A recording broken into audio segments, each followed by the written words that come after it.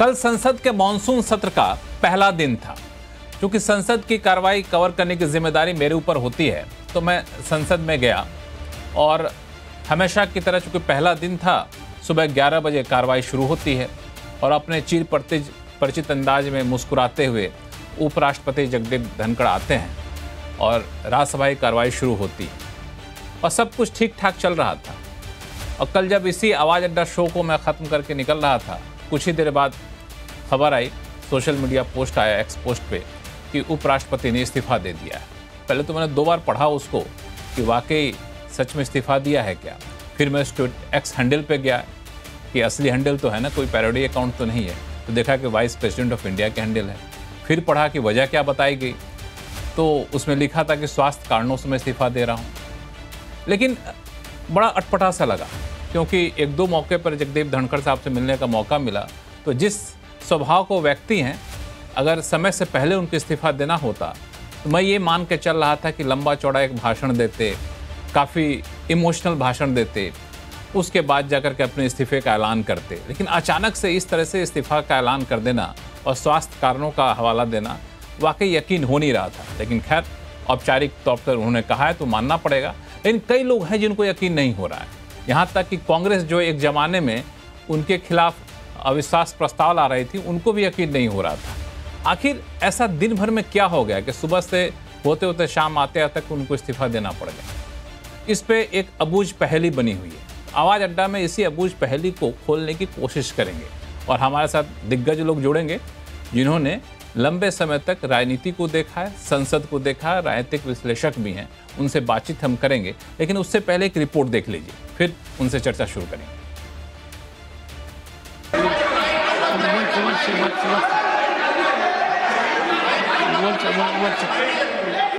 जगदीप धनखड़ सदन का संचालन कर रहे थे। मॉनसून सत्र के पहले दिन सदन में हो हल्ला हो रहा था। जगदीप धनखड़ पूरे कंट्रोल में सदन चला रहे थे। रात होते होते खबर आई कि जगदीप धनखड़ ने इस्तीफा दे दिया। ये इतना चौंकाने वाला था कि यकीन करना मुश्किल हो गया। लेकिन जब उनकी इस्तीफे की चिट्ठी सामने आई तो क्या सत्ता पक्ष और क्या विपक्ष, सब अवाक रह गए। अब राष्ट्रपति ने उनका इस्तीफा मंजूर कर लिया है। पीएम ने भी उनको अच्छी सेहत के लिए शुभकामनाएं दी हैं, लेकिन इस पर सियासी सस्पेंस गहरा गया है। तबीयत खराब तो मुझको नहीं लगा और केवल मैं अकेले नहीं था। उस समय जयराम रमेश जी, प्रमोद तिवारी जी, हम लोग तीनों ही थे जब उनसे मुलाकात हुई थी और नॉर्मल बातचीत कर रहे थे, कोई ऐसा लग नहीं रहा था। तो मुझे नहीं लगता है कि तबीयत की वजह से ऐसा हुआ होगा। उनका इस्तीफा आप अगर पढ़ोगी तो उन्होंने लिखा है स्वास्थ्य के कारण भी दे रहा हूँ। भारतीय जनता पार्टी की चुप्पी बहुत कुछ बोलती है, स्वास्थ्य नहीं है, उनका स्वास्थ्य बिगड़ा होगा ऐसा लगता है। What reason Mr. Dhankar resigned? You cannot decorate that line. चर्चाएं हैं और लोगों की जहन में भी है कि इस्तीफा जो है लिया गया। अब क्या कारण है क्या नहीं कारण है ये तो वही बेहतर बता सकते हैं। अभी बीजेपी की तरफ से इस पूरे मामले में चुप्पी है और जो छिटपुट बयान आ भी रहे हैं वो कह रहे हैं कि किसी ने सेहत की वजह से इस्तीफा दिया है तो इस पर सवाल क्यों करना। बीजेपी नेता रवि किशन और सरकार की सहयोगी अपना दल की अनुप्रिया पटेल कह रही हैं कि सेहत की वजह से ही उन्होंने इस्तीफा दिया होगा। तो ऐसे में अप्रत्याशित है, लेकिन साथ में उन्होंने जो कारण दिया है वो सही भी प्रतीत होता है, क्योंकि पिछले कई बार ऐसी घटनाएं हुई जब हमने देखा कि उनके स्वास्थ्य की समस्या हुई, तो मुझे ऐसा लगता है कि स्वास्थ्य के चलते ही उन्होंने ये कदम उठाया है। कब कौन से पल आदमी बीमार होता है, सुबह क्या है शाम को क्या, वो नहीं लोग बोलते हैं। अभी तो बात कर रहे थे तो ऐसा नहीं है, उनको डॉक्टर ने कहा कि भाई you need to rest, if somebody wants to rest, उस पर भी राजनीति, किसी का शरीर गवाह नहीं कर रहा है। डॉक्टर ने कहा होगा, कोई रिपोर्ट आई होगी, कोई मेडिकल जांच हुई होगी, डॉक्टर ने कहा होगा just take care, you need to rest, so somebody is resting. अब उस पर भी आप राजनीति कर रहे हैं, मतलब हद हो गई। राजनीति का लेवल दिन ब दिन नीचे गिरता जा रहा है। दरअसल इस पूरे मामले में सस्पेंस इसलिए गहराया है क्योंकि धनखड़ का कार्यकाल अगस्त 2027 में पूरा होने वाला था और वो खुद भी बोले थे कि अपना कार्यकाल पूरा करेंगे। I will retire at the right time. August 2027. Subject to divine intervention. तो ऐसे में संसद सत्र के पहले दिन आखिर ऐसा क्या हुआ कि जगदीप धनखड़ ने इस्तीफा दे दिया? सवाल कई उठ रहे हैं और कयास भी कई लगाए जा रहे हैं। इसमें एक एंगल सुप्रीम कोर्ट के जस्टिस यशवंत वर्मा के खिलाफ विपक्ष के महाभियोग के प्रस्ताव की मंजूरी वाला है। इसके बाद बिजनेस एडवाइजरी काउंसिल की मीटिंग में नड्डा और किरेन रिजिजू के नहीं आने से भी इसे जोड़ा जा रहा है। लेकिन ये सब सिर्फ कयास है। ये भी सच है कि कुछ दिनों पहले भी उनकी तबीयत खराब हुई थी, तो ऐसे में सेहत पर सवाल की दलील में कितना दम है, या फिर दबाव में इस्तीफा के आरोप में कितना दम है? आखिर सच क्या है? हमारे साथ जुड़ रहे हैं कांग्रेस की प्रवक्ता प्रियंका गुप्ता जी, सत्य हिंदी के फाउंडर आशुतोष जी, वरिष्ठ पत्रकार विजय त्रिवेदी जी, राजनीतिक विश्लेषक संगीत रागी और सज्जन कुमार सिंह साहब। आप सभी मेहमानों का बहुत बहुत स्वागत है हमारे शो में। शुरुआत मैं कांग्रेस से करूंगा क्योंकि इस्तीफे के तुरंत बाद कांग्रेस की तरफ से बयान आया और इस इस्तीफे की जो वजह बताई गई उस वजह पर सवाल उठाए गए। प्रियंका, आपको क्यों नहीं यकीन हो रहा है कि ये स्वास्थ्य कारणों से इस्तीफा नहीं दिया इन्होंने? देखिए लक्ष्मण जी, बिल्कुल पूरी तरीके से ये आप देख सकते हैं किस तरीके से उन्होंने सुबह जो पूरी सभापति थे तो उस समय पूरा अपना उन्होंने कार्यकाल पूरा किया और उसके बाद उन्होंने पूरी तरीके से सब कुछ सही चल रहा था, फिर अचानक एक मैसेज आता है कि उनकी तबीयत खराब होने की वजह से उन्हें इस्तीफा देना पड़ जाता है। पर यहाँ पर सबसे बड़ी बात ये होती है कि जिस तरीके से राज्यसभा में सभापति जी के प्रेजेंस में नड्डा जी ने जो बातें कही वो पूरी तरीके से देखा जाए तो ये सवालिया निशान लगाती हैं कि किस तरीके से नड्डा जी ने वहां पर कहा कि nothing will go on the record, whatever I say will go on the record, you should know. तो मुझे लगता है कि इस तरह की बात अगर किसी आप सभापति के सामने कह रहे हैं तो सभापति को किस तरीके से आप दबाने की कोशिश कर रहे हैं, ये साफ पूरी देश ने देखा और पूरा देश जानना चाहता है कि संवैधानिक पद पर बैठे हुए व्यक्ति जिनको संविधान का भी ज्ञान है और पूरे वरिष्ठ एक जो है वकील है वो भी रह चुके हैं, तो उनका पूरा एक जो रिकॉर्ड है वो पूरी तरीके से उस पोजीशनिंग को दिखाता है कि किस तरीके से उन्हें वहां पर जो है नीचा दिखाने की कोशिश की गई। तो मुझे लगता है कि इन सारी चीजों को अगर देखा जाए तो कुल मिलाकर जो विपक्ष का जो संशय है वो पूरी तरीके से साफ हो जाता है कि अचानक ऐसा क्या हो जाता है। जिस तरह से नड्डा जी जब हमारे जो राष्ट्रीय अध्यक्ष हैं खड़गे जी जब बोल रहे थे तब भी उन्होंने उस बीच में इंटरवीन करने की कोशिश की कि उन्होंने क्यों बोलने दिया गया उनको, क्योंकि उन्होंने सिर्फ जो है जो अनुमति मिली थी उससे ज्यादा वो बोल गए। तो आखिर सरकार की मंशा क्या थी? सरकार नहीं चाहती थी कि विपक्ष का कोई भी नेता प्रतिपक्ष राज्यसभा या लोकसभा में अपनी बात को रखे या जो पहलगांव का मुद्दा है उस पर सवाल पूछे जाए या अन्य मुद्दों पर सवाल पूछे जाए। तो सरकार की जो मंशा है वो पूरी तरीके से साफ होती है। यहीं पर एक दूसरी चीज ये भी निकल के आती है कि किस तरीके से उनका जो पुराना ट्रैक रिकॉर्ड है, जिसमें चाहे वो जो कृषि मंत्री के साथ उन्होंने खुलकर जो मंच पर उन्हें एक सलाह दी कि जो है आप किसानों के अगर वादे पूरे नहीं कर सकते तो फिर आपको सोचना चाहिए। लगातार उन्होंने किसानों को लेकर कुछ ऐसे मुद्दे उठाए जिसको लेकर भी आप देख सकते हैं कि सत्ता पक्ष असहज था। दूसरी चीज जिस तरह से असहज था तो ये मैं बाकी इस पे आऊंगा, मैं जस्टिस वर्मा पे भी आऊंगा। आशुतोष जी हमारे साथ हैं, सत्य हिंदी के फाउंडर हैं, लेकिन आशुतोष जी का बहुत ही लंबा अनुभव है संसदीय प्रक्रिया को कवर करने का भी। आशुतोष जी, आप भी चौंक गए होंगे जब जगदीप धनखड़ जैसे व्यक्तित्व की तरफ से इस तरह से इस्तीफे का आना।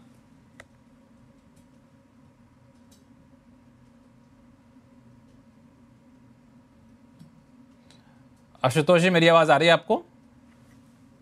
जी जी, आपकी आवाज आ रही जी, बताएं। हाँ, मैंने कहा कि आप भी चौंक गए होंगे इस तरह से इस्तीफे का आना जगदीप धनखड़ जैसे व्यक्तित्व का, और अब करीब 12-24 घंटे होने को हैं, अलग अलग चीजें छन कर आ रही हैं। आपको क्या लगता है असली वजह क्या रही होगी जो उन्होंने इस्तीफे में रखी, या फिर कुछ और? देखिए लक्ष्मण जी, असली वजह जो कुछ भी है वो इस बात का पुख्ता प्रमाण है कि सरकार और उनके बीच में, उनके और भारतीय जनता पार्टी के बीच में रिश्ते बहुत ज्यादा खराब हो चुके थे।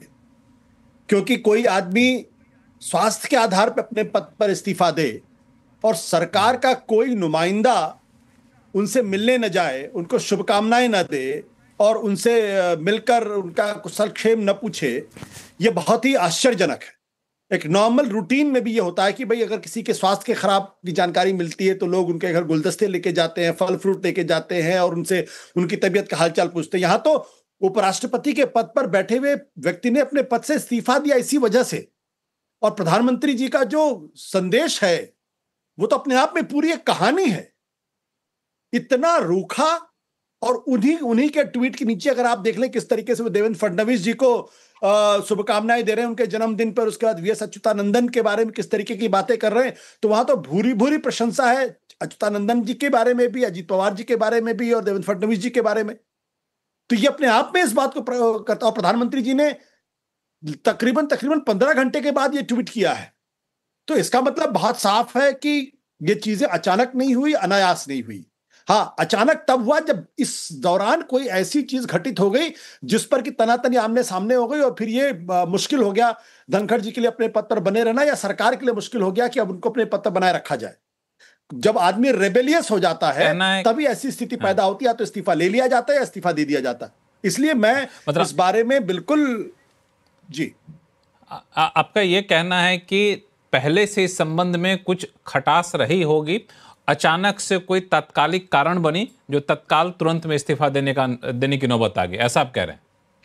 बिल्कुल बिल्कुल, मैं 100% इस बारे में मैं कॉन्फिडेंट हूं। और मैंने बाकी जगह कहा भी है कि 2-3 दिन पहले, 4 दिन पहले की बात है, मैं कहीं पर बैठा हुआ था, मेरे एक सोर्स थे और उन्होंने जो मुझे जानकारी दी थी उसके आधार पर बिल्कुल पुख्ता जानकारी मेरे पास थी उसमें कुछ, और वो मैं अपने सोर्स पर पूरी तरीके से कॉन्फिडेंट हूं। उन्होंने कहा था कि जगदीप धनखड़ जी ने उनसे ये बात शेयर की है कि वो बहुत ज्यादा आहत थे, बहुत ज्यादा परेशान थे और वो इंसल्टेड फील कर रहे थे। किस किस वजह से इंसल्टेड फील कर रहे थे इसका जिक्र तो नहीं हो पाया, ना ही इसका कारण पता चला, लेकिन उन्होंने इस बात को फील किया उन्होंने कि उनकी ईगो बहुत हर्ट हो गई थी। और उसके 3-4 दिनों के बाद ही अगर ये इस तरीके का घटनाक्रम सामने आता है तो इसको 2 और 2 जोड़ के अगर आप आराम से देख सकते हैं, क्योंकि देखिए सुबह 10:30 बजे के आसपास बीएससी की मीटिंग होती है जिसमें पार्लियामेंट्री अफेयर्स मिनिस्टर और leader of the house Rajya Sabha जाते हैं। 4:30 बजे जब मीटिंग होती है तो उसमें दोनों नदारत रहते हैं, यानी इन दोनों इसके बीच में कोई ऐसी चीज ट्रिगर हुई है। और उसके बीच एक ही चीज ट्रिगर हो सकती थी, वो थी कि बीच में जब मल्लिकार्जुन खड़गे साहब बोल रहे थे तो वो चेयरमैन साहब जो लगातार इंटरप्ट करने के लिए जाने जाते हैं, हर चीज को ऑथेंटिकेट करने के बारे में बात कर रहे थे, उनके समय में बिल्कुल किसी तरीके के इंटरप्शन है, बहुत मामूली इंटरप्शन इधर उधर हुआ। और उस वक्त जेपी नड्डा ने जो खड़े होकर जो बात कही कि मैं जो कह रहा हूं वो सारा जाएगा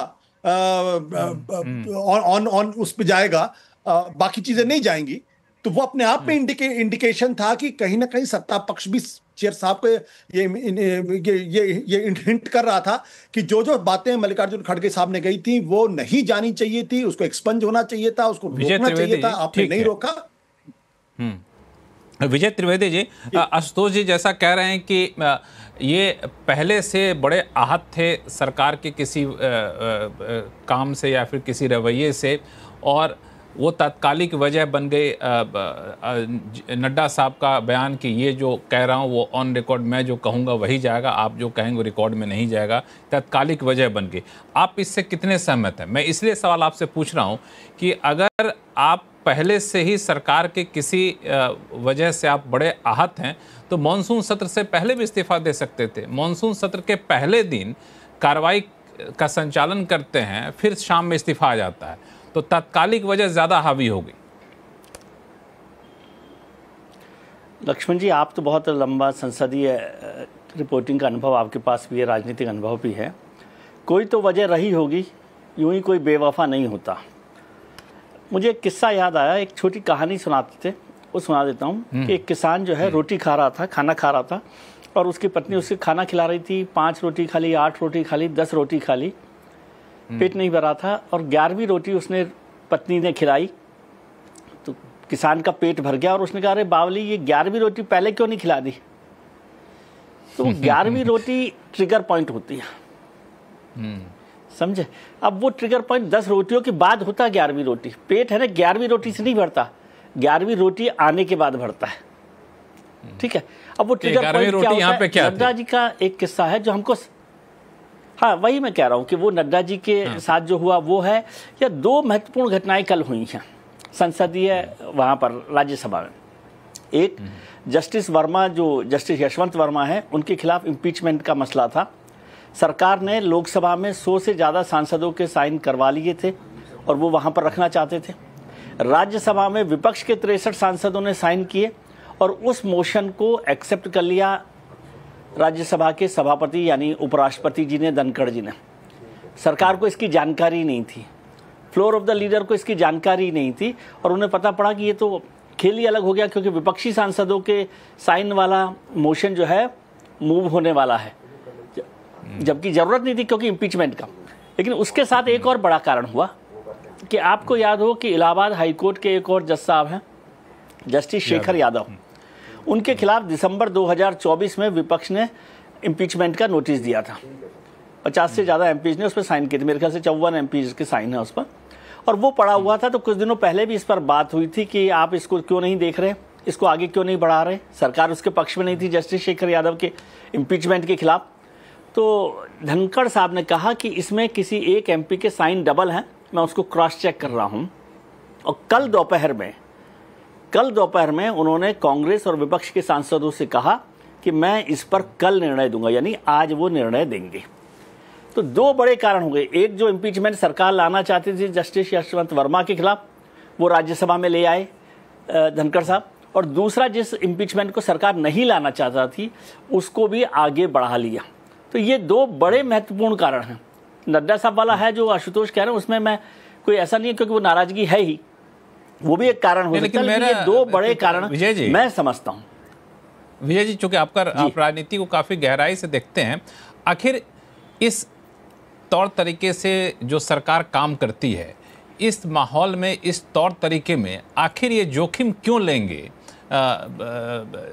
धनखड़ साहब कि बगैर सरकार को बताए हुए हम विपक्ष वाले नोटिस को स्वीकार कर ले, बगैर सरकार को बताए हुए जस्टिस यादव के खिलाफ मामले वाले को स्वीकार कर ले, क्यों जोखिम लेंगे? बिल्कुल ठीक बात आप कह रहे हैं। तो यही तो वो 10 रोटियां हैं जिससे धीरे धीरे पेट भर रहा था, जिससे वो घड़ा भर रहा था नाराजगी का। बहुत सारे कारण हो सकते हैं ना, वो कारण अब सरकार बता सकती है या धनखड़ साहब बता सकते हैं। बिल्कुल आपकी बात ठीक है कि बिना सरकार को जानकारी, और ये राज्यसभा के सभापति चेयरमैन को पता ही है कि बिना सरकार की सहमति के ऐसा काम करना ठीक नहीं है। अब वो क्या कारण रहे हैं पहले, जिन कारण आप सोचिए ना, जब ये चर्चा हो रही है विपक्ष के लिए, आज सब लोग कह रहे हैं कि भाई आज तो वो सब कसीदे काट रहे हैं उनके लिए, धनखड़ साहब के लिए, वही अविश्वास प्रस्ताव लाए थे। बिल्कुल ठीक बात है, वो अविश्वास प्रस्ताव लाए, आज वो उनको प्रशंसा कर रहे हैं। उस प्रशंसा को तो मैं एक सदाचार या शिष्टाचार मानता हूं, संसदीय शिष्टाचार को तौर पर देखता हूं। लेकिन इसी सरकार ने धनखड़ साहब के उस अविश्वास प्रस्ताव को खारिज कर दिया था। और जो हरिवंश जी आज कार्यवाहक सभापति की शपथ लेकर आए हैं, राष्ट्रपति जी से मिलकर आए हैं, उन्होंने उसको खारिज किया था।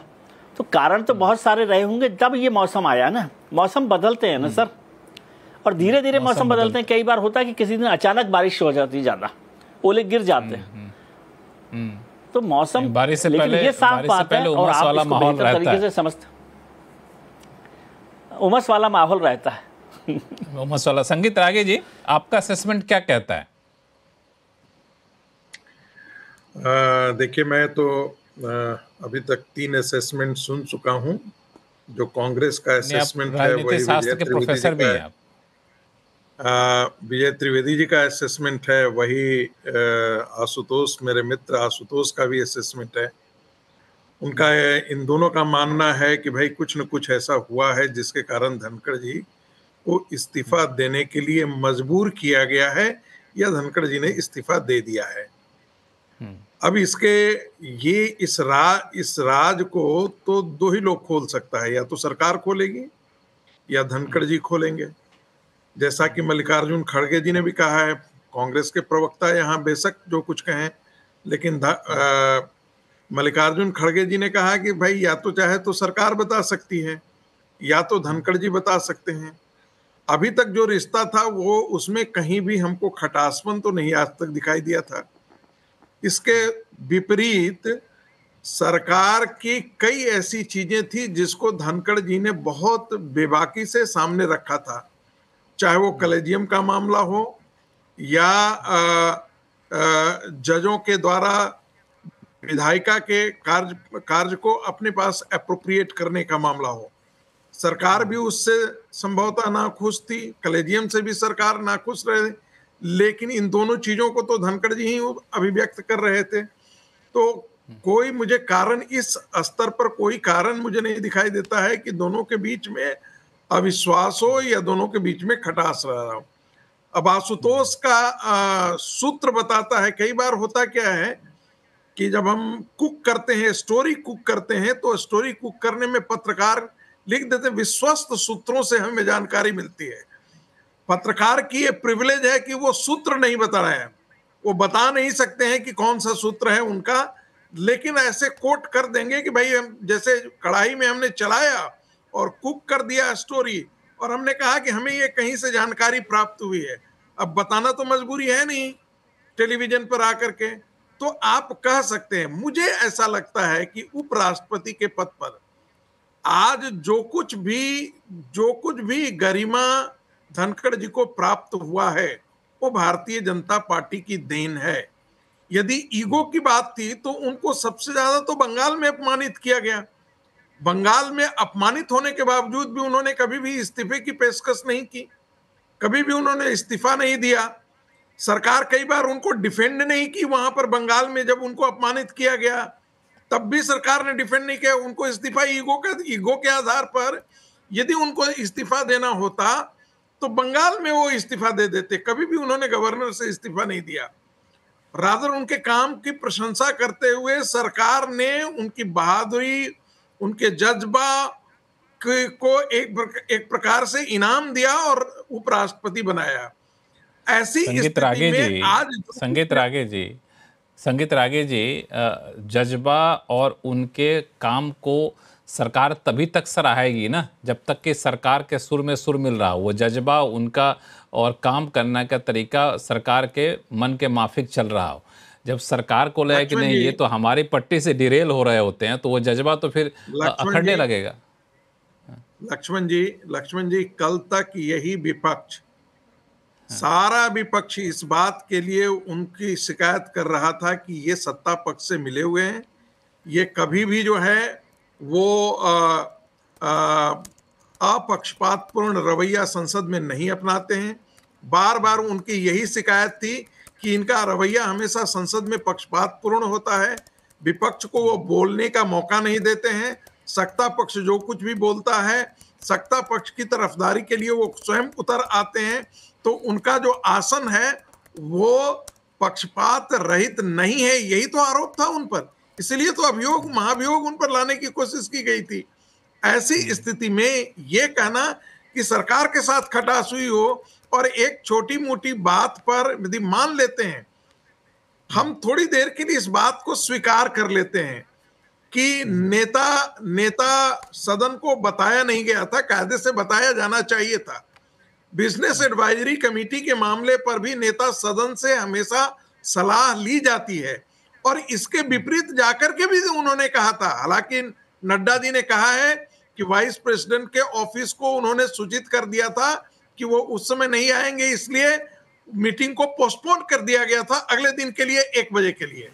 तो ये भी आरोप लगाना कि उनका बहिष्कार किया और उससे वो आहत होकर के उन्होंने इस्तीफा दे दिया, ऐसे इस्तीफा देने वाले वो नहीं है।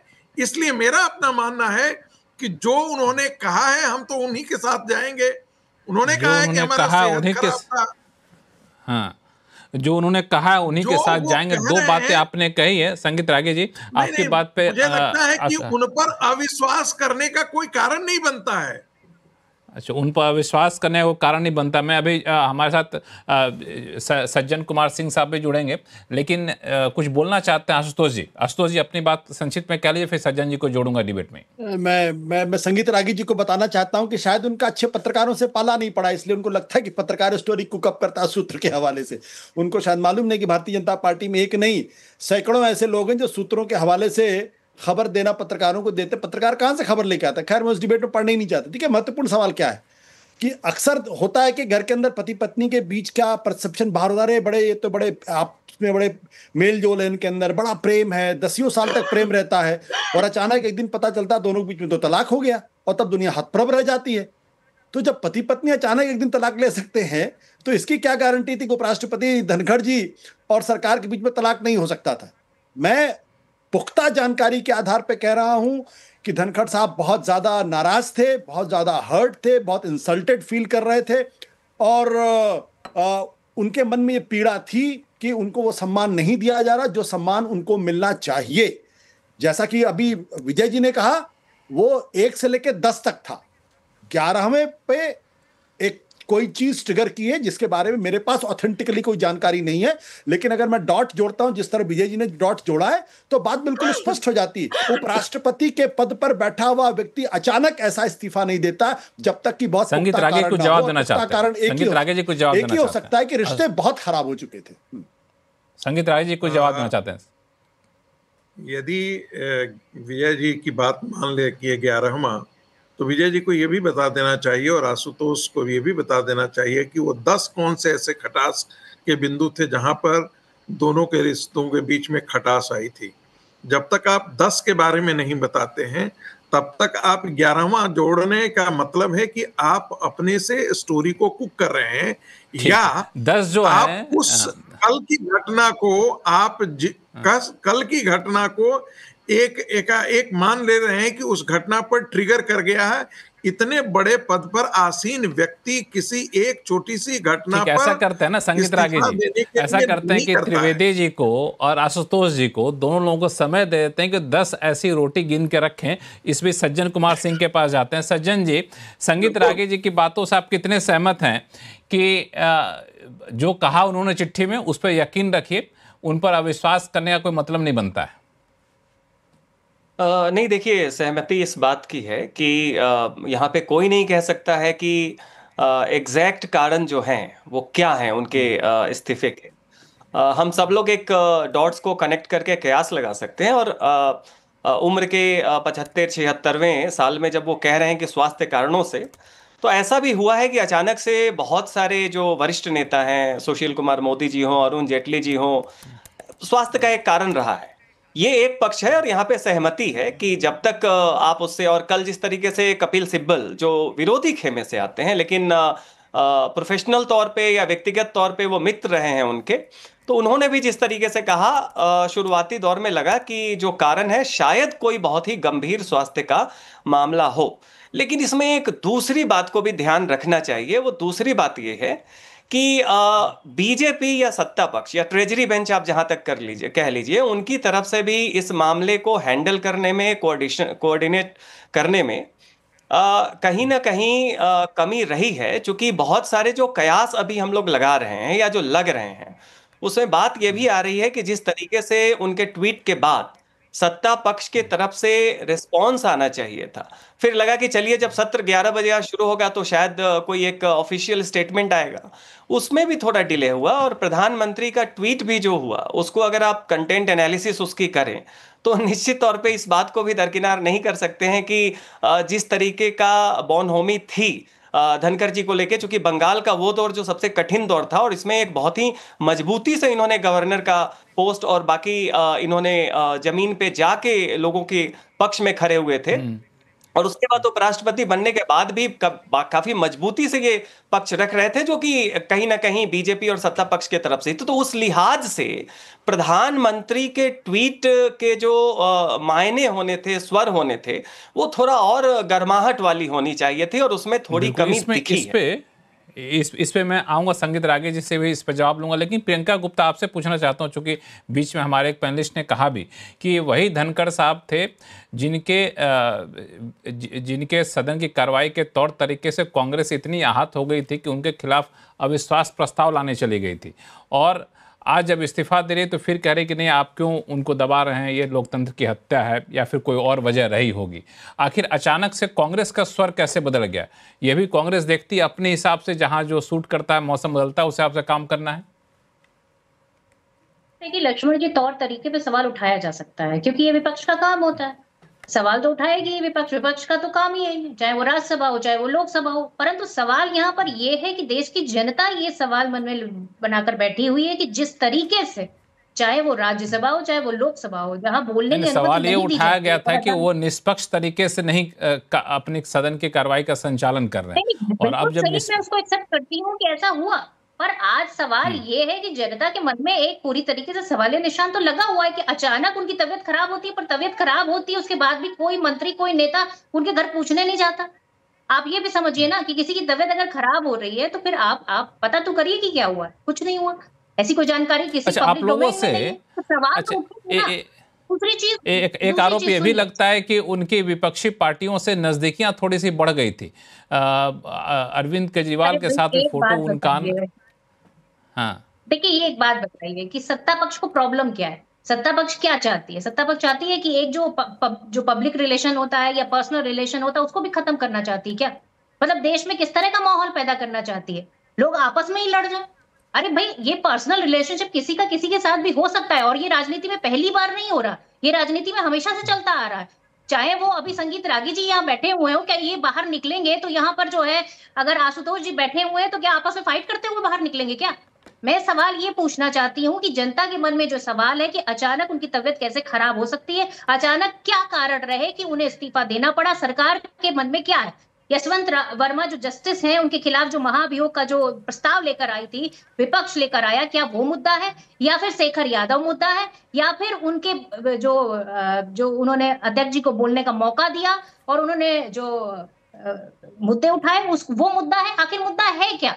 तो जनता तो ये जानना चाहती है। अब ये हालत ये है कि भाई ये तो शुतुरमुर्ग की तरह सरकार बिहेव करती है कि अपना मुंह तो सर ड्रेट में डाल लेती है, फिर उसको बाकी सब कुछ सुहावना लगने लगता है। तो सवालों के जवाब है नहीं। आज ये बताइए कि प्रधानमंत्री जी तो देश से बाहर है, अब यहाँ पर ये पूरा मुद्दा ये उठ गया कि राज्यसभा में किस तरीके से कार्रवाई होगी और किस तरीके से चीजें होंगी। तो अब ये बताइए कि जो मानसून सत्र है उसमें आप विपक्ष को बोलने नहीं देंगे, प्रधानमंत्री जवाबदेही करेंगे नहीं, सभापति आज पूरी तरीके से जो है अपना छोड़ के चले गए। तो ये सवाल तो उठते हैं ना, चल क्या रहा है कि देश में आपस में आपकी पार्टी में जो कुछ चल रहा है वो तो सबको दिख ही रहा है कि आपकी पार्टी में ही कोई सामंजस्य नहीं है। उसका भुगतान कौन भुगत रहा है? देश की जनता भुगत रही है। अब क्या है, अब संसद के अंदर जो मुद्दे उठने चाहिए वो भी नहीं उठा सकते आप। तो पूरी तरीके से ये पूरे देश को कैप्चर करने वाली बात हो चुकी है। अगर आपके हिसाब से चाहे वो देश का उपराष्ट्रपति ही क्यों ना हो, अगर वो काम नहीं करेगा तो उसको भी हटना पड़ेगा। ये तानाशाही है आपकी।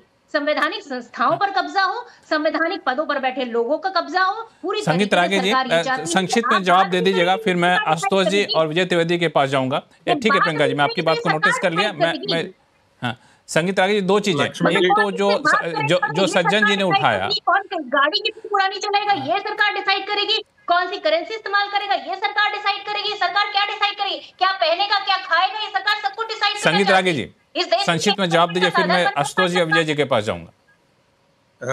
लक्ष्मण जी, कांग्रेस पार्टी संवैधानिक संस्थाओं के बारे में बात कर रही है, डिक्टेटरसी। हम सब जानते थे कि ग्याली जैल सिंह के साथ कांग्रेस पार्टी और राजीव गांधी किस प्रकार से ट्रीट करते थे उनको।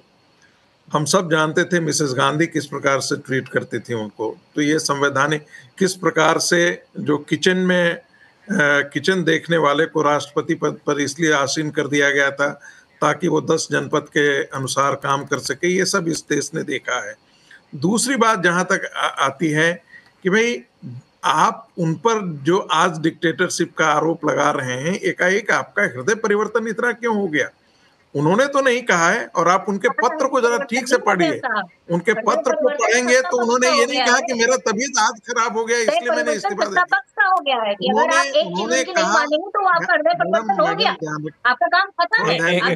प्रियंका जी को सुन लेते हैं, इनकी बात पे सुन लेते हैं, एक एक करके बात करते हैं। जरा उनके पत्र को पढ़िए, और पत्र को पढ़ने से ये उन्होंने कहीं नहीं पत्र में इंगित किया है कि मेरा अचानक आज तबीयत खराब हो गई इसलिए मैंने इस्तीफा दिया है।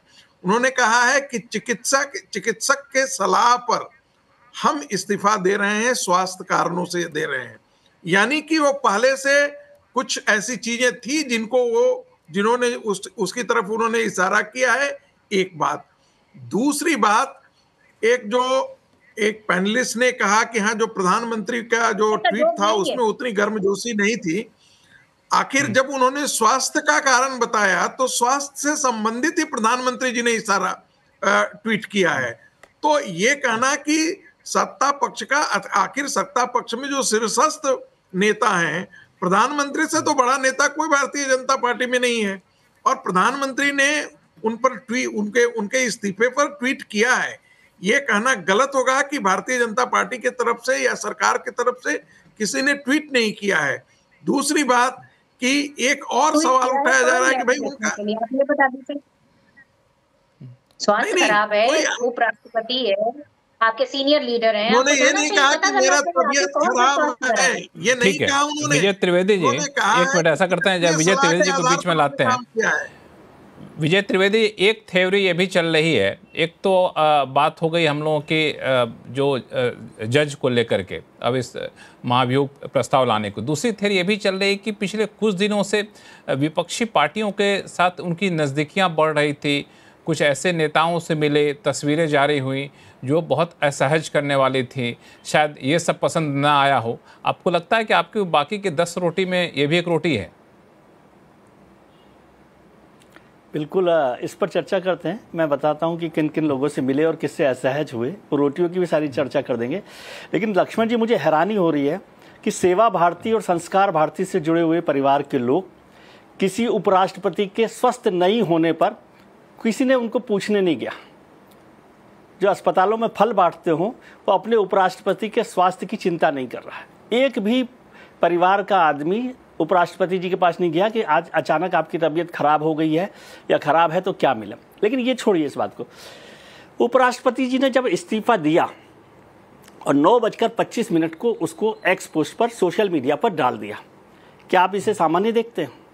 उपराष्ट्रपति संवैधानिक पद है, वो इस्तीफा देने के लिए राष्ट्रपति जी के पास गए, वहां दिया। यदि राष्ट्रपति जी स्वीकार कर लेते तो राष्ट्रपति भवन उसकी घोषणा करता। क्या उपराष्ट्रपति संवैधानिक पद पर रहते हुए ऐसा कर सकते हैं? दूसरा सवाल, क्या उपराष्ट्रपति जी ने, चाहे वो नाराज हों, खुश हो सरकार के साथ, स्वस्थ हों, अस्वस्थ हों, और स्वस्थ हैं और कोई परेशानी नहीं है, तो जाहिर तौर पर उन्होंने प्रधानमंत्री जी से इस्तीफा देने से पहले बात की होगी।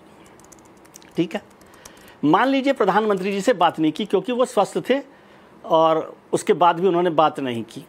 वो राष्ट्रपति जी के पास गए। राष्ट्रपति जी के पास एक संवैधानिक व्यक्ति इस्तीफा देने जाता है तो क्या उनकी जिम्मेदारी नहीं होगी? या आप नहीं समझते कि राष्ट्रपति जी ने प्रधानमंत्री जी से बात की होगी?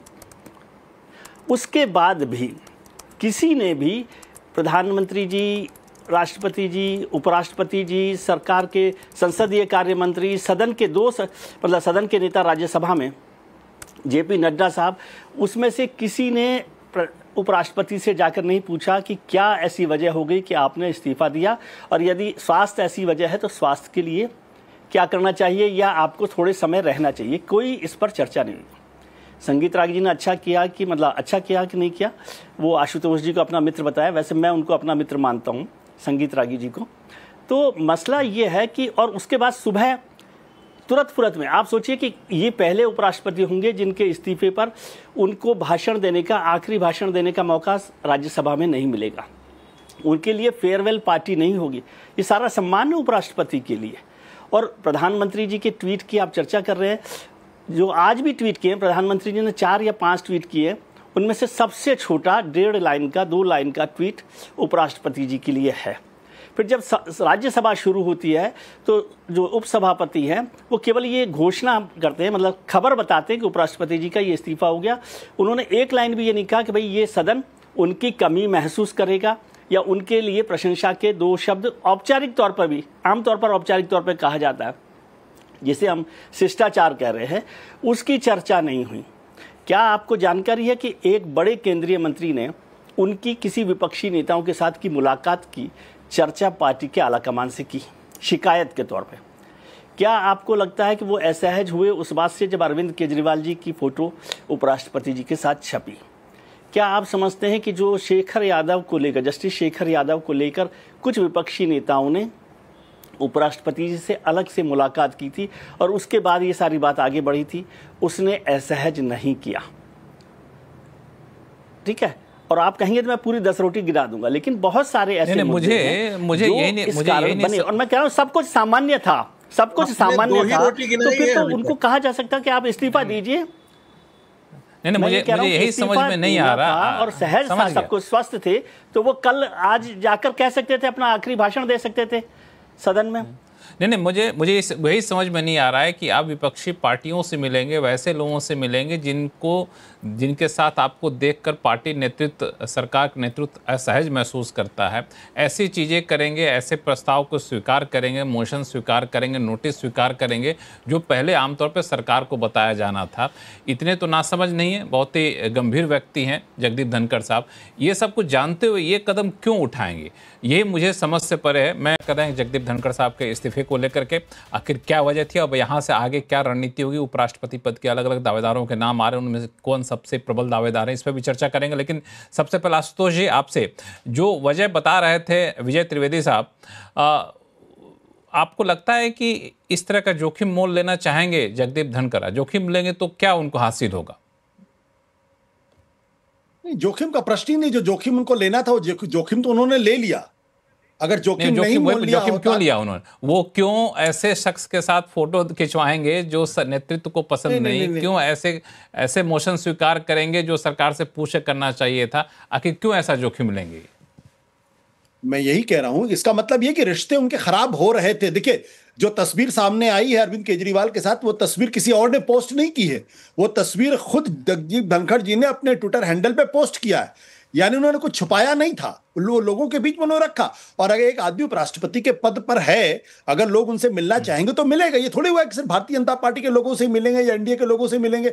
अगर कल मैं मिलना चाहूं तो वो नहीं मिलेंगे, क्योंकि जी आप तो सरकार की आलोचना करते हैं, या फिर वो कहेंगे नहीं हम तो संगीत रागी जी से मिलेंगे क्योंकि संगीत रागी जी तो आरएसएस के आदमी, उनसे मुलाकात करें। ये तो कोई बात नहीं हुई ना भाई। अगर हम लोकतांत्रिक हैं, लोकतांत्रिक व्यवस्था है, तो उपराष्ट्रपति के पद पर खासतौर पर चेयरमैन साहब जो जिनकी जिम्मेदारी सदन को चलाने की है, उनको तो अगर जितना ज्यादा विपक्ष से मिलेंगे उतना ही सदन को स्मूथली चलाने में मदद मिलेगी। अगर वो विपक्ष से नहीं मिलेंगे तो सदन चलाने में दिक्कतें पैदा होंगी, और दिक्कतें पैदा हो रही थी। तो ये मिलना कोई बड़ी खबर नहीं। देखिए, मैं इसको इंपॉर्टेंट बिल्कुल नहीं मानता हूं।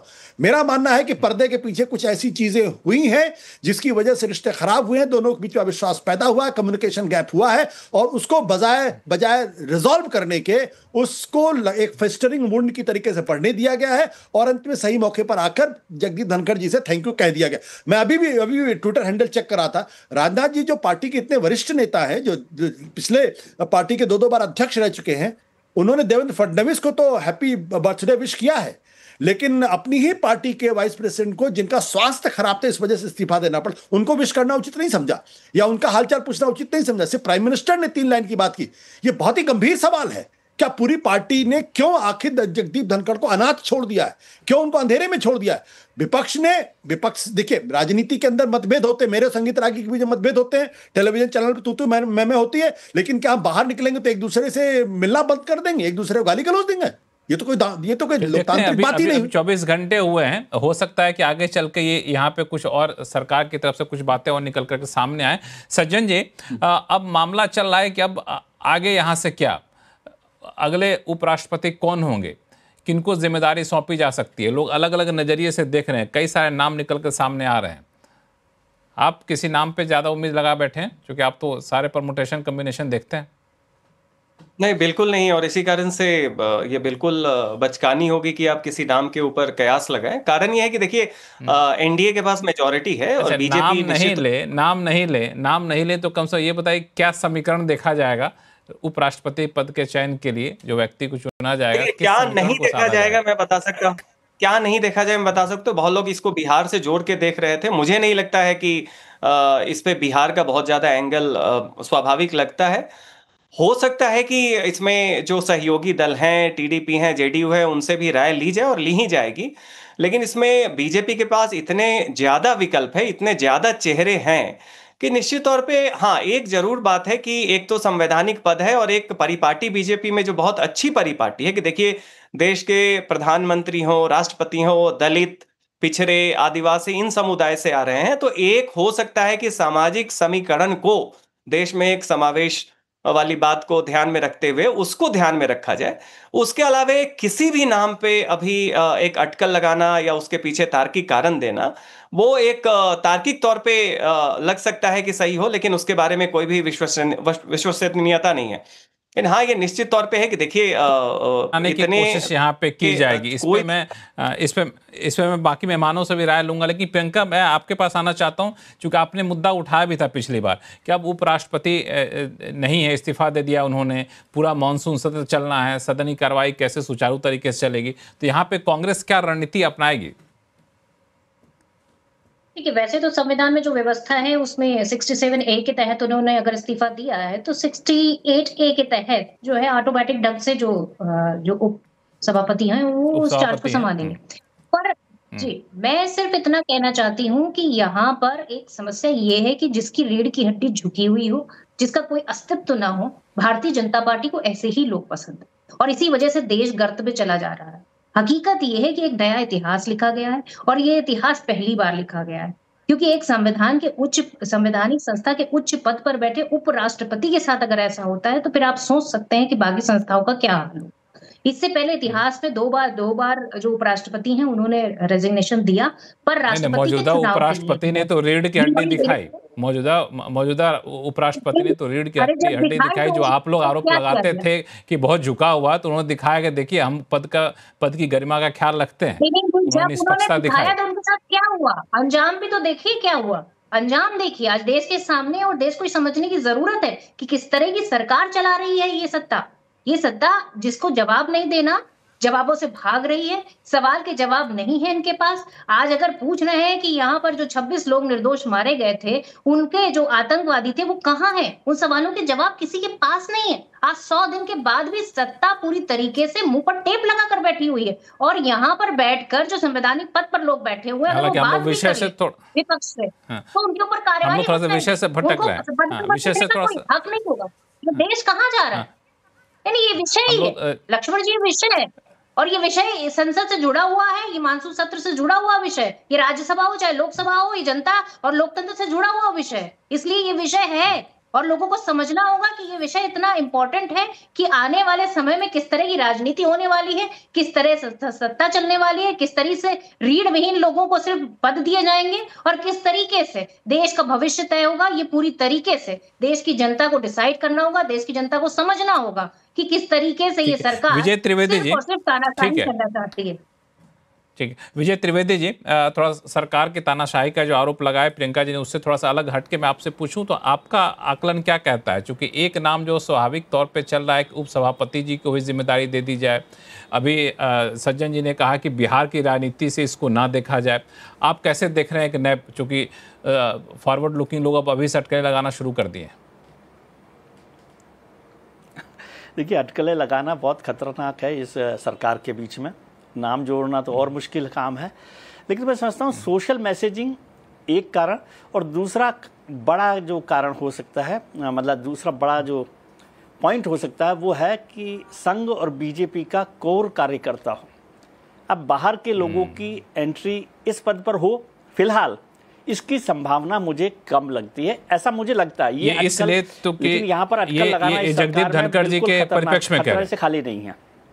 ये जगदीप धनखड़ जी के परिप्रेक्ष्य में कह रहे हैं कि बाहर के लोगों को बीजेपी संघ का कार्यकर्ता ही नहीं, सत्यपाल मलिक साहब भी है ना, उससे पहले क्यों भूल रहे हैं आप? लेकिन मैं कह रहा हूं कि बीजेपी संघ का कार्यकर्ता हो, कोर कार्यकर्ता, उसकी संभावना मुझे ज्यादा लगती है। उसके साथ सोशल मैसेजिंग हो जाए। प्रियंका जी के लिए एक लाइन बोल देता हूं, भले ही आपने समय नहीं दिया, कि प्रियंका जी को थोड़ा संभल कर रहना चाहिए, क्योंकि शायद उन्हें याद नहीं कि जेल सिंह जी के साथ जब राष्ट्रपति थे तो कैसा कन्फ्रंटेशन कांग्रेस ने किया था, और फखरुद्दीन अली अहमद साहब का तो याद ही होगा कि 11:45 पर जो साइन करवाए गए थे इमरजेंसी पर। तो ऐसे बहुत सारे कारण है, और वीवी गिरी का चुनाव को भी आपको याद होगा, तो थोड़ा सा बच के ही रहना चाहिए, क्योंकि उनके भी इतिहास में ऐसे कई सारे अध्याय यहाँ पर हैं। आशुतोष जी, बीजेपी के अंदर भी कई नेताओं का ये मानना है कि जब भी ऐसे बड़ी जिम्मेदारी आप देते हैं तो कैडर से हट के जो लोग बाहर से आए होते हैं उनको देना कई बार नुकसानदेह साबित हो जाता है। तो आपको भी लगता है इस बार अब रिस्क नहीं लेगी सब बीजेपी? आपके सवाल का जवाब देने के पहले मैं विजय जी को एक बात बताना चाहता हूं कि जब जैल सिंह थे और राजीव गांधी थे तो खबरें ये चला करती थी कि जैल सिंह कब राजीव गांधी की सरकार को बर्खास्त करेंगे। और उनका एक इंटरव्यू वीर सांघवी के साथ हुआ था जो बड़ा मशहूर हुआ था। यहाँ स्थितियां बिल्कुल अलग है। कोई सोच ही नहीं सकता नरेंद्र मोदी की सरकार को कोई राष्ट्रपति उपराष्ट्रपति डिस्टेबलाइज करने के बारे में सोचे। तो खैर मैं थोड़ा सा विषयांतर था, माफ करिएगा विजय जी, मैंने आप पर टिप्पणी। विजय जी को जोड़ना चाहते हैं, विजय को जोड़ना चाहते हैं। हाँ नहीं, मैं ये कह रहा हूँ जय सिंह जी की स्थिति क्यों पहुंची थी वो भी है, लेकिन इस पर अभी चर्चा नहीं कर रहे। मैं इस पर कोई आशुतोष जी को जवाब देना मेरी मंशा नहीं है। और उसमें एक बहुत बड़े संपादक को अपना पद भी छोड़ना पड़ा था। जब जैल सिंह के बारे में उन्होंने कुछ लिख दिया था तो बहुत बड़े संपादक थे जिनका बहुत नाम है, बहुत बड़े साहित्यकार हैं, उनको ह्यूमिलिएटिंग कंडीशन में इस्तीफा देना पड़ा था। आशुतोष सर, संगीत रागी जी भी कुछ आपको बोलना चाहते हैं। संगीत रागी, देखिए सबको पता है कि जैल सिंह को कितना दरकिनार करते थे राजीव गांधी। एक सामान्य परंपरा है कि यदि प्रधानमंत्री विदेश यात्रा से लौटता है तो राष्ट्रपति से एक मुलाकात करता है। मुलाकात करना तो छोड़ दीजिए, दोनों के बीच बातचीत तक बनती। ये स्थिति थी ज्ञाली जैल सिंह के लिए। और इस देश का ये भी इस देश ने दौर देखा है कि गृह मंत्री जूता उठा रहे हैं प्रधानमंत्री का। वो बूटा सिंह का शायद ख्याल लोगों ने भूल गया है। तो ये तो छोड़ दीजिए कि कांग्रेस पार्टी क्या क्या करती थी। एक और जिक्र मैं कर देना चाहता हूं, चूंकि कांग्रेस के प्रवक्ता ने ऐसा कहा, राहुल गांधी और गांधी परिवार को कोई एक व्यक्ति क्रिटिसाइज करके कांग्रेस पार्टी में देख ले, वो दूसरा दिन वो अपने पद पर नहीं रखा है। सीताराम केसरी को कैसे घिसिया करके और लतिया करके बाहर निकाला गया था कांग्रेस के दफ्तर से, क्योंकि सोनिया गांधी नहीं चाहती थी। तो हमने देखा है वो दौर कि क्या कांग्रेस पार्टी गांधी परिवार के लिए करती है। अब तीसरी बात पर है कि कौन आगे बनेगा, ये कहना जैसे होता है ना, जैसे जादूगर क्या निकालता है अपने टोपी से पता नहीं लगता है। तो इस सरकार में ये कहना बड़ा मुश्किल होगा कि कल कौन बनेगा। आशुतोष जो कह रहे थे कि हमारे सोर्सेज कभी हुआ करते थे आशुतोष, अब वो सोर्सेज नहीं बनते। यही तो पत्रकारों का आज के दिन में है कि इस सरकार से कुछ सोर्सेज निकलते ही नहीं है। अब आशुतोष को पता नहीं कहां से वो सोर्स मिल गया, मुझे नहीं जानकारी थे। एक ही व्यक्ति थे जो ऑफ द कैमरा मैसेजिंग करते थे, मैंने पार्टी के इतर जाकर के पत्रकारों से बात करके मैसेजिंग करते थे। अब वो चीजें भारतीय जनता पार्टी के कल्चर से थोड़ा बाहर निकल गया है। आज के दिन में कोई ऐसा नेता साहस नहीं करता। संगीत रागी जी, दोनों लोग आपको जवाब देना चाहते हैं। आशुतोष जी भी एंटी डेमोक्रेटिक बिहेवियर है। देखिए मैं इतनी बात संगीत रागी जी से अपेक्षा करता हूं कि मैंने 30 साल पत्रकारिता की, मुझे पत्रकारिता न सिखाएं तो अच्छा है, क्योंकि मैं उनको ये नहीं सिखाऊंगा कि वो स्कूल कैसे चलाएं और क्लास कैसे पढ़ाएं और राजनीति शास्त्र की परीक्षाएं कैसे लें। मैंने ये नहीं कहा सर, मैंने ये कहा भी नहीं है। प्रियंका जी कुछ बोलना चाहे थे। प्रियंका जी, देखिए मैं सिर्फ कहना चाहती हूँ कि अगर हमने इतना जो मीडिया को मैनेज करके रखा होता तो अन्ना हजारे जी जो है ना पूरी तरीके से जो मीडिया में हाईलाइट थे वो नहीं होते। तो उसी से अंदाजा लगाया जा सकता है कि मीडिया भी पूरी तरीके से स्वतंत्र थी और उस समय जब चुनाव होते थे तब किसी को बाध्य नहीं किया जाता, आज भी नहीं बाध्य किया जाता। जब राष्ट्रीय अध्यक्ष का चुनाव हो रहा था तो पूरी तरीके से छूट थी, आप जिसको चाहे वोट दे, और वोट देकर चुनाव होता है राष्ट्रीय अध्यक्ष का। आप बता दीजिए भारतीय जनता पार्टी में कब वोटिंग होती है, कब राष्ट्रीय अध्यक्ष का चुनाव होता है? आज भी जो है अभी भी चेंज होने को है, बता दीजिएगा कब चुनाव होगा। आप तो वो पता होगा ना आपको, आप नहीं बता पाएंगे। तो देखिए ऐसा है ना कि लोकतंत्र जो है जिन पार्टियों में है उस पार्टियों में दिखता है और जिन पार्टियों में तानाशाही है वो पूरी तरीके से दिख रही है। और भूतकाल को लेकर वर्तमान में अगर आप कोई डिस्कस करना चाहते हैं तो भारतीय जनता पार्टी भूतकाल में ही रहेगी, वर्तमान पे वो कभी बात नहीं करेगी, भविष्य काल पे वो कभी बात नहीं करेगी। भविष्य में सिर्फ सबने दिखाएगी वो भी झूठ है। हकीकत ये है कि सवालों के जवाब हमें मिलते नहीं है। जब सवालों के जवाब देने की बात आती है तो फिर वो माइक बंद कर दिया जाता है। संकेत रागे जी, शो का समय खत्म हो रहा है, 30 सेकंड में बात किए, फिर मैं एक बार त्रिवेदी जी के पास, सज्जन जी के पास जाऊंगा। देखिए भविष्य तो कांग्रेस पार्टी का कोई बहुत सुनहरा नहीं दिखाई दे रहा है। कांग्रेस पार्टी अभी 100 से नीचे ही है और जहां तक विधानसभाओं का क्षेत्र है कांग्रेस का भविष्य कोई बहुत अच्छा नहीं दिख रहा है। वो राज्यों तक सिमट करके कांग्रेस पार्टी राज्य कर रही है। एक मिनट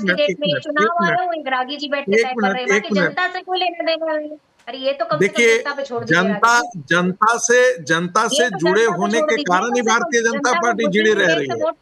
जनता पार्टी से आपके नेता नहीं जुड़े हुए हैं, यही कारण, और आपकी पार्टी नहीं जुड़ी हुई है, यही कारण है कि आज ये दुर्दशा है। इसी को दुर्दशा कहते हैं। कांग्रेस पार्टी जिस हाल में है हमें इसी संगीत को रागे भरोसा जी कर- और प्रियंका जी, हमें शो को यहीं समाप्त करना होगा क्योंकि समय खत्म हो रहा है। मैं जाना चाह रहा था विजय त्रिवेदी जी और हमारे दूसरे मेहमान के पास, सज्जन कुमार सिंह के पास, लेकिन मैं नहीं जा पा रहा हूँ समय की कमी की वजह से।